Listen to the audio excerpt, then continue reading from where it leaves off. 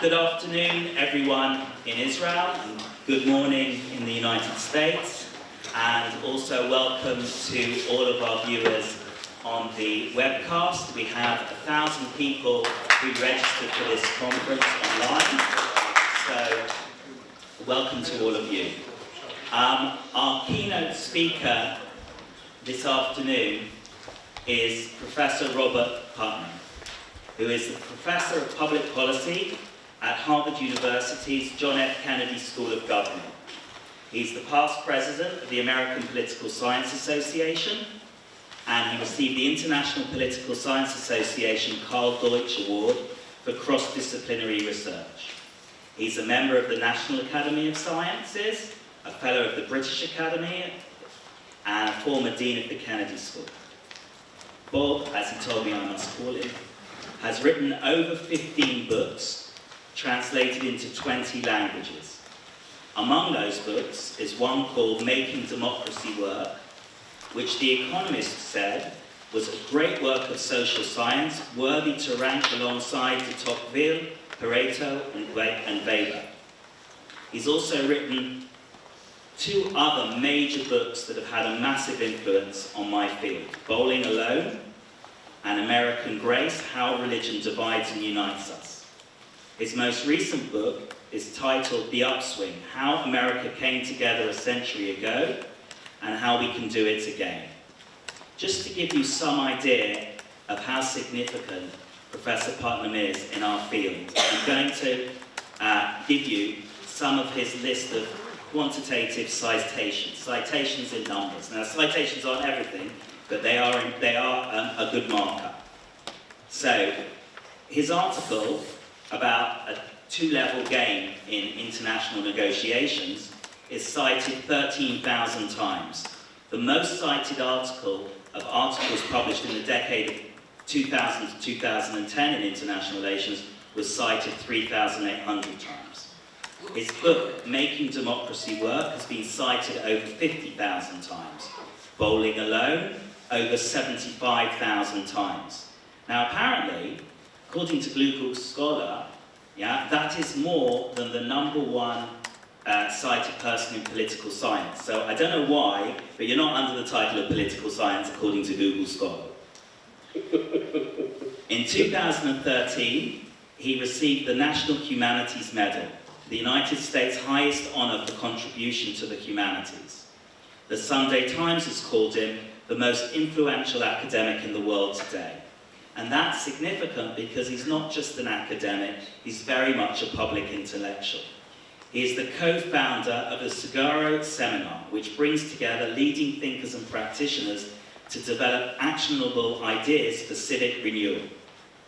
Its alumni have gone on to distinguished careers in politics, civil society, and public life. You might have heard of one of them, Barack Obama. His counsel has been sought by leaders on both sides of the aisle and on both sides of the Atlantic. Presidents Clinton, Bush, and Obama, Prime Ministers Blair and Cameron. He also has 16 honorary degrees from 8 countries, including the University of Oxford. So it is my pleasure and my honor to present to you Professor Robert Putnam. Thanks very much. Can you hear me all? I just want to make sure it's working. Good. Well, it's a great and somewhat unexpected honor for me as a social scientist to be speaking to this distinguished group of theologians and moral philosophers and friends of Rabbi Jonathan Sacks. I am here because Rabbi Sacks had such a capacious mind and such a wide-ranging set of interests that about 20 years ago, he and I became first transatlantic colleagues, and then I dare say even personal friends. I want to begin these remarks with a strange tale that came to interest both Rabbi Sacks and me in recent years. In 1831, within 9 months of each other, 2 intrepid youths from privileged backgrounds embarked from Europe with little fanfare and completely unbeknownst to each other on a pair of extraordinary adventures on the far side of the world. Their separate voyages would take each of them into uncharted lands and seas, through treacherous waters, trackless wastes, and primeval forests. Their lives were often in jeopardy as they mounted snowy uplands, followed woodland trails, plunged down river rapids, braved wild animals, were attacked by swarms of unknown insects, and encountered virtually unknown tribes and strangers with guns. In the end, thanks to good fortune, quick wit, and perhaps a benevolent deity, each of these two young men, barely out of adolescence, independently surmounted these challenges. Each of them had gazed on magnificent vistas, had endured almost unendurable hardships, and had discovered unexpected patterns of life. They had completed two extraordinary voyages, remarkably parallel, but utterly independent. Though they were young, their lives had been changed forever by these two independent voyages.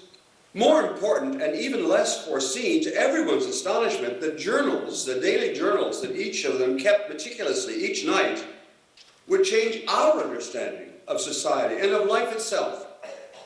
Nearly 2 centuries later, our own world is in important ways guided by and roiled by controversies about their fundamental discoveries.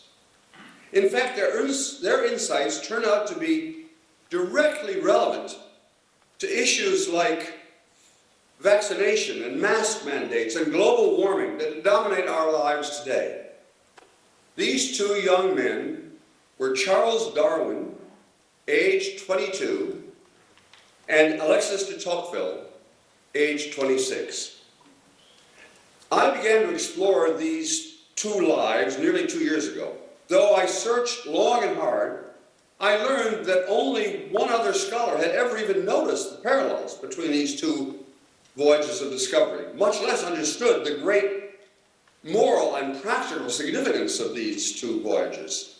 That prescient and profound scholar, with a remarkable breadth of knowledge, was, of course, Rabbi Jonathan Sacks. In these brief remarks, I want to summarize these twin stories of Darwin and Tocqueville that fascinated both Rabbi Sacks and me. And then in the end, I will turn to the broader implications for our lives today that both Rabbi Sacks and I independently arrived at. As Tocqueville stepped aboard the ship Le Havre on April 2nd, 1831, and as a few months later, Darwin boarded the Beagle in Plymouth, England, in December, they were departing from a Europe in the midst of revolutionary changes in politics, economics, society, culture, and science. The aftershocks of the American and then the French Revolution from 1776 to 1815 were still reverberating politically. The Industrial Revolution was rapidly transforming all aspects of society: productivity, transportation, class and gender relations, education and literacy, transportation, communication, secularization, nationalism, and globalism. The Industrial Revolution was twinned with rapid scientific progress in the fields of physics and chemistry and thermodynamics and electricity and geology and paleontology and biology. Indeed, the word scientist itself was coined in 1833, while the two men were on their voyages. In music and art and literature, an equally thoroughgoing revolution from classicism to romanticism was taking place, from Mozart to Mendelssohn, from Samuel Johnson to Byron, Keats, and Shelley. In all these ways, the world in which Tocqueville and Darwin had come of age was defined by groundbreaking innovation. The moment seemed unusually propitious for original thinking. As Tocqueville himself put it, a new science was needed for a world altogether new. Against this historical backdrop, these two young patricians, and they were patricians, commenced simultaneous but unconnected scientific inquiries that would take them into unexplored parts of the New World. Each was the son of a renowned lineage, but both had been raised far from the centers of national power in London and in Paris. As boys, both had been thought precocious, but neither was recognized as a budding genius. Both came from well-to-do families, which enabled them to pursue their research without undue concern about their finances. Like much scientific exploration in that era, each voyage was government-sponsored, but both voyages were mostly privately funded, and in neither case did the government sponsors actually understand the real objective of the ambitious young traveler. That unspoken but passionately held goal was, in each case, to learn as much as possible about the new worlds, natural and biological in the case of Darwin, social and political in the case of Tocqueville, into which each was venturing. Each was accompanied by a similarly young, critically important colleague and friend, though the friendship in Tocqueville's case with Gustave de Beaumont, a young jurist, grew closer throughout their lives, whereas the friendship in Darwin's case with Robert Fitzroy, the captain of the Beagle, ended in rivalry and bitterness and even eventually tragedy. Both voyagers would eventually become deeply involved in national politics. They didn't begin as politicians, but both became involved eagerly in Tocqueville's case, reluctantly in Darwin's case. Most important, each traveler would prove to be a vivid writer. Each, upon his arrival home, would produce a wildly popular account of his voyages. These were among the first bestsellers in the modern world. And each would eventually write a second tome, Democracy in America and On the Origin of Species, that would fundamentally alter our understandings of our world and ourselves. Framing these two expeditions, as I have and as Jonathan did, together allows us to see each voyage stereoscopically and highlights fundamental but hitherto obscure features of intellectual inquiry in contemporary life. First, although hundreds of other explorers, both men and women, had trod similar paths in the 19th century, globe-trotting naturalists in the case of Darwin, European visitors, of whom there were many in the case of Tocqueville, these two travelers stand far above that crowd. There were hundreds of them, but these were almost unique. Each was a remarkably keen and tireless observer of detail. That was what first struck others about both of them, that they were really detailed guys. They were both omnivorous empiricists. Darwin scrutinized geological strata and insects and volcanic dust and plants and animals of all sorts, fossils and coral reefs, where Tocqueville chatted for hours with hundreds of Americans, presidents, past and present, drunken backwoodsmen, pioneers and their long-suffering wives, clergy of all sorts, Harvard intellectuals, businessmen large and small, Indian guides, and even an occasional black slave. At a deep level, there was a real similarity between Tocqueville and Darwin. Unlike superficial travelers, they both wrote compellingly because they were so keenly observant. Darwin of the natural world, with glances at society, and Tocqueville of society, with glances at nature. Both kept detailed daily notebooks, recording what they had seen and heard. These heaps of notebooks would eventually take each of them years to organize and synthesize. As one writer has said, when Tocqueville came home from America with piles of unsorted notes and a trunk full of documents, he was nowhere near ready to write. First, he would need to undertake intensive research and thinking that would eventually take 8 years to complete. In Darwin's case, that same task would ultimately take several decades. Each also had an uncanny ability to step away from the trees and the leaves to see the broader forest and to reflect on its significance. As Darwin put it, observing and reasoning.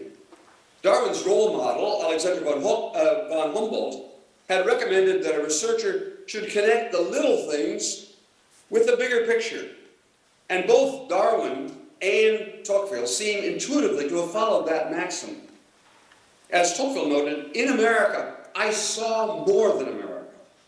And each only gradually realized the immense importance of what he was coming to understand.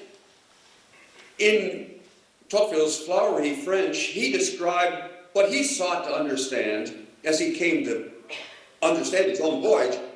He said he was seeking to understand, this is flowery French, the future of democracy, the sole poetic idea of our time, an immense idea, an era of total change in the social system of humanity. Darwin was more plain-spoken. He stated his audacious goal in simple English. He was trying to understand the first appearance of new beings on this earth.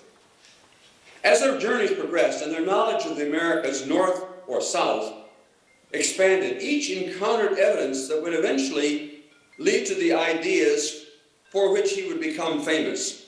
Evolution and natural selection, in Darwin's case, habits of the heart, and self-interest rightly understood. Those were the two key phrases in Tocqueville's case. But these ideas were not preformed deductive hypotheses to be tested, but rather they emerged gradually from an accumulation of apparently unrelated observations. Moreover, unlike most of their predecessors, these men were interested not merely in static comparison, France versus America, or the finch's beak, this finch's beak versus that finch's beak. They were interested instead in understanding change, biological change or social change. That focus on dynamics was what gave their respective theories such unusual power. Now, of course, I understand, and Rabbi Sachs understood, these two voyages, these two lives, and these two theories are far from perfectly parallel. For example, his friend Fitzroy played a very different role in Darwin's later life than did Beaumont in Tocqueville's life. Darwin would have preferred much less involvement in public life than he had, whereas Tocqueville would have preferred much more involvement in public life. The Origin of Species is the culmination of work begun in his first journals called The Voyage of the Beagle, whereas Volume 2 of Democracy in America, which was Tocqueville's second volume, is to some extent a treatment of a different topic, that is, treatment of France rather than just America. Almost certainly, to be sure, the global impact of Origin of the Species continues to be greater than the impact of Democracy in America.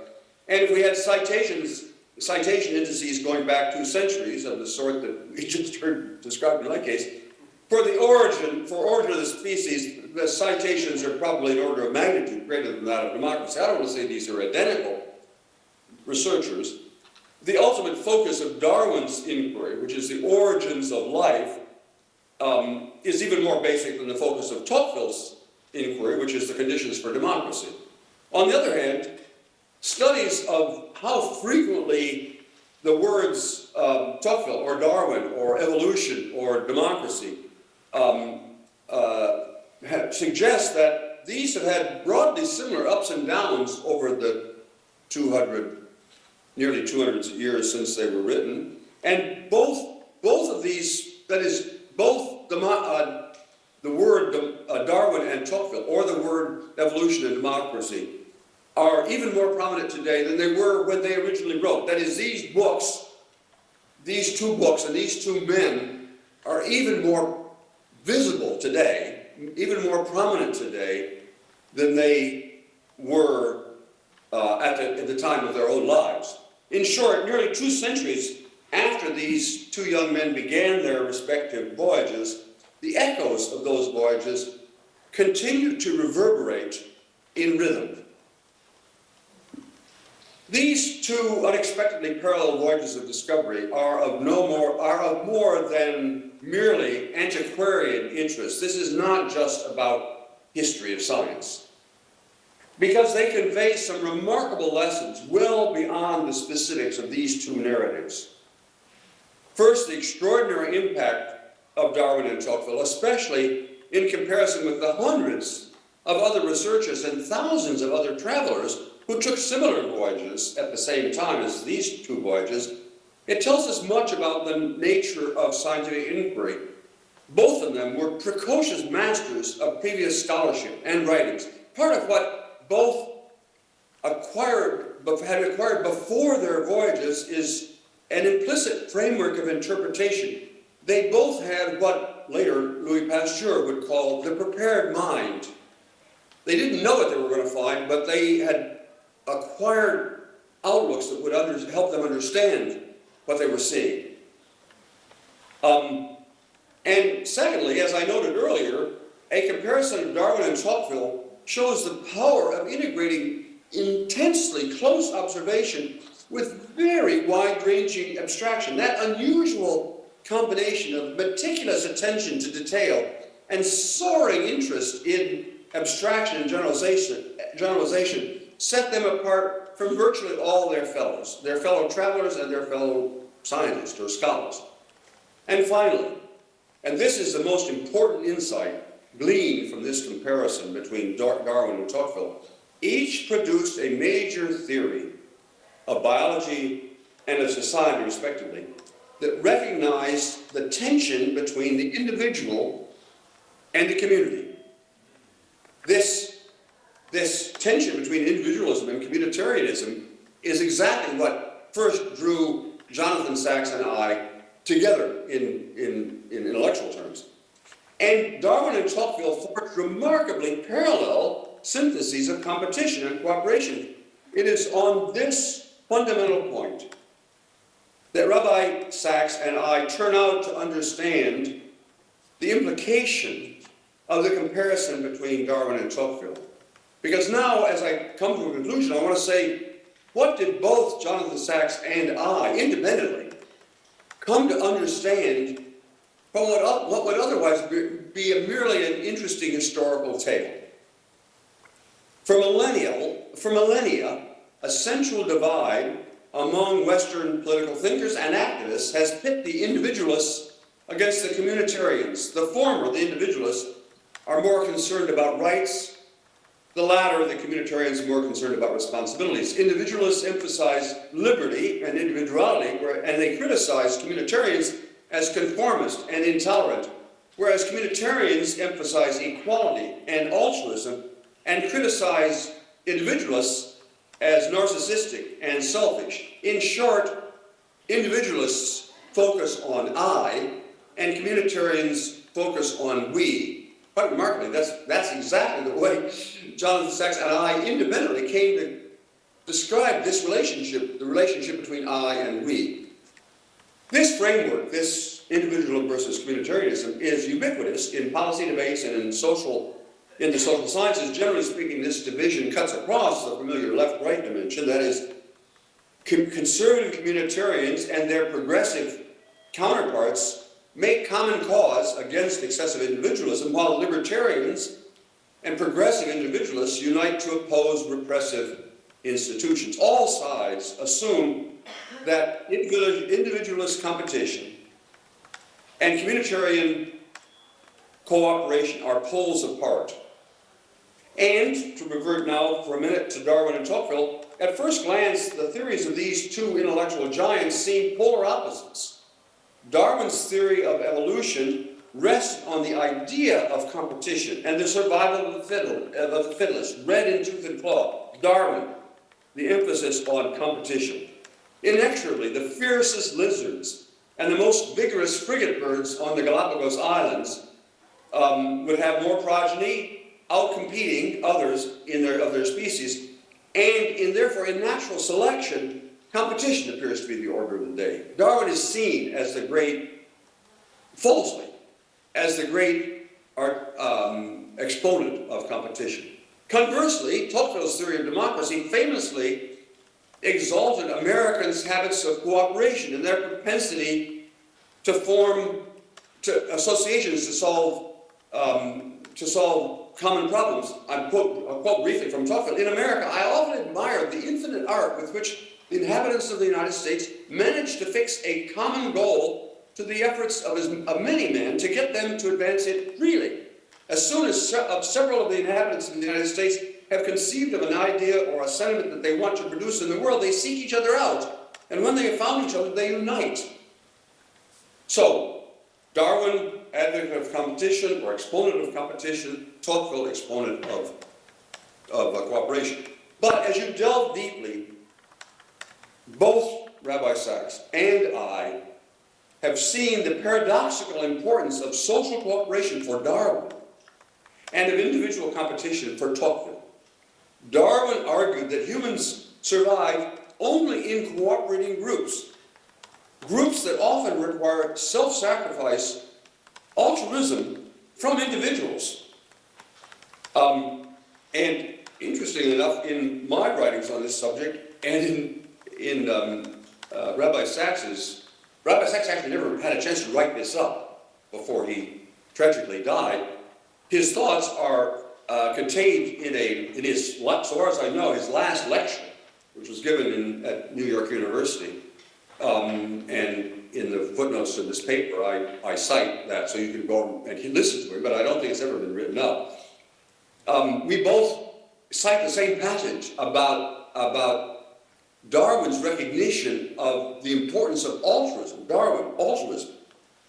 Tribes characterized by selfishness, he wrote, that is Darwin wrote, would be victorious. Tribes characterized by such selflessness, by altruism, would be victorious over most other tribes, and this would be natural selection. Darwin never endorsed the simple-minded ideas of people who are called social Darwinists. They extolled the unprincipled pursuit of self-interest, whereas Darwin was very specific. Despite all of his emphasis on competition, he was specific that among humans, altruism and self-sacrifice was necessary for advancement. Conversely, Tocqueville is said to have coined the very term individualism, Tocqueville, to describe Americans' emphasis on self-interest. But he argued that the principle of American democracy, the secret of American democracy, was the principle of what he called self-interest rightly understood. The principle, he argued, shapes a multitude of citizens who are orderly, temperate, moderate, foresighted, pardon me, and masters of themselves. The very title of the relevant chapter in Democracy in America is How Americans Combat Individualism by the Doctrine of Self-Interest Rightly Understood. In short, as Rabbi Sachs pointed in one of his final lectures, Darwin's theory of evolution and de Tocqueville's description of American democracy can be directly mapped onto one another. We and I are not, in the end, not polar opposites, but need to be integrated into a more comprehensive understanding of our society, indeed of life itself. And Rabbi Sachs observed, as I do, modern society currently finds itself in the midst of a culture, an overwhelming culture of individualism, a culture of I. Whereas both he and I fervently believe that we need a fuller, what the world needs now is a fuller recognition of the power of we. It's astonishing to me, actually, and a matter of no little pride, that Rabbi Sachs and I, entirely unbeknownst to each other, recognize the deep parallels between Darwin and Tocqueville. We both see that alongside competition, we need cooperation. What he called civil society, and what I term social capital. Although I'm proud to say that Rabbi Sachs came to use the idea of social capital and understand it in exactly the same way that I did. For obvious reasons, Rabbi Sachs focused more on the role of religion than I do, although I am touched that he specifically cited my own work on religion. But most fundamentally, we both agree that a society needs, in very practical terms, to be rooted in morality and a sense of community. Most theorists have assumed that individualistic competition and communitarian cooperation are at opposite ends of a simple continuum, but both Darwin and Tocqueville learned in their voyages that the choice between individualism and communitarianism is false, that a more complicated theory must encompass both competition and cooperation. Thus, this is the most fundamental lesson from these remarkable journeys by these two young explorers nearly 2 centuries ago. And it turns out to be astonishingly timely to the public problems that we right now face. And Rabbi Sachs saw this very clearly, explicitly says, this understanding of the role of cooperation in society is relevant to the problems we face right now. Both Tocqueville's principle of self-interest rightly understood and Darwin's recognition that among humans, altruism is biologically advantageous is directly relevant to our contemporary debates. Our fights today about face masks and about vaccination, about global warming and about, in America, gun control, and even the survival of democracy embody precisely the tensions between our rights as individuals and our responsibility to the community. Unless we take seriously Tocqueville's idea of self-interest rightly understood, our democracies will not survive. Unless we take seriously the Darwin's insights about the impact of our behavior on other human beings, the human species will not survive. Tocqueville shows that the survival of our democracy depends upon resolving this dilemma. And Darwin reminds us that our physical survival does too. For this fundamental insight, we are all deeply indebted to Rabbi Jonathan Sachs. Thank you.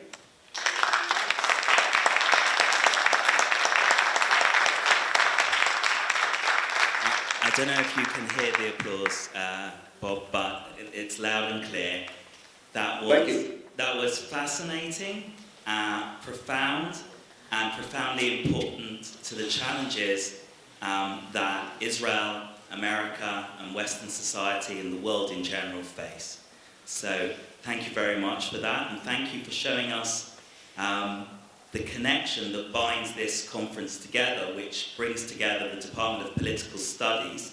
And Daniel Elazar insisted that it would be called Political Studies and not Political Science. But in a classic Israeli compromise in Hebrew, it's called Political Science.